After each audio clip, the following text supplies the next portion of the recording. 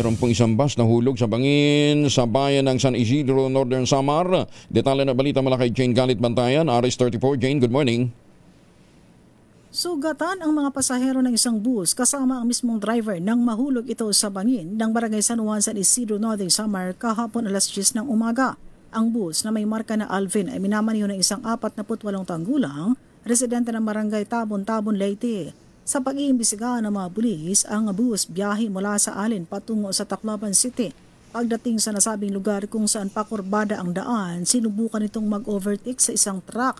Ngunit nawalan ito ng kontrol, lumiko at nahulog sa bangin na may lalim na 15 talampakan. Napag-alaman na siyam ang sakay ng nasabing bus. Bumaliktad ito at nadaganan ang mga pasahero. Agad na isinugot sa ospital ang mga biktima. Agad naman itong nirespondihan ng MDR San Isidro at mga pulis. Pinag-iingat ng otoridad ang lahat ng mga motorista kung saan madulas ang kalsada dahil sa mga nararanasang pag-ulan dito sa lalawigan ng Northern Samar.